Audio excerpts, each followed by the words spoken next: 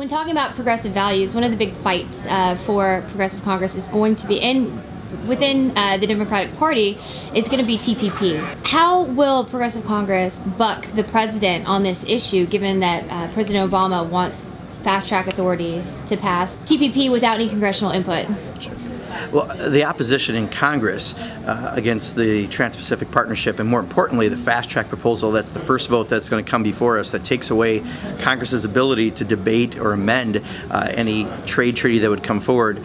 The main impetus of people working to fight this come from the Progressive Caucus and working with Progressive Congress to get this done. So we've got most of the Democrats with us. We're the ones leading the efforts to make sure people know what's really in this, that it's way more than a simple trade deal, that affects 40% of the world's economy. And I think by talking about those progressive values, about how it's going to hurt wages, it's going to hurt jobs, it's bad for the environment, it's bad for food safety, it's bad for issues like currency manipulation, and so many other things that are in that trade deal. Sovereignty with the ISDS? Absolutely, the ISDS. I mean, investor state. And explain a little bit about the investor-state dispute. Yeah, one of the things that really stands out, I think, to a lot of Democrats, and especially to progressives, when we talk about the fact within the Trans-Pacific Partnership, much of the way things run are through investor-state relations, where a multinational corporation can sue a unit of government that passes a law if they think it's going to affect their profits or their future profits, and they take it to a special tribunal of people that aren't elected and are able to make those decisions. So, for example, if a company decides that a Buy American law is going to affect their ability to sell here in America, they can challenge that law, and through that challenge they can sue for lost future profits because the state of California or the state of Wisconsin passed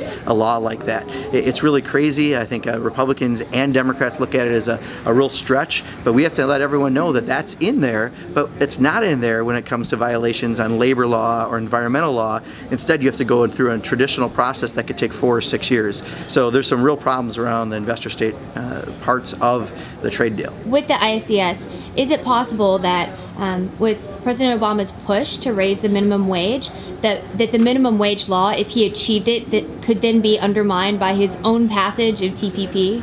The real question around investor-state provisions within the Trans-Pacific Partnership are, you look at some of the past ones that have happened, and we have concrete examples of where countries have been sued and effectively sued and had to pay to multinational corporations who've sued for loss of future profits. So the question is whether a Buy American law, why raising the minimum wage, any law that's passed could potentially be challenged, and that's part of the problem that we're trying to find out as this is being drafted in secret.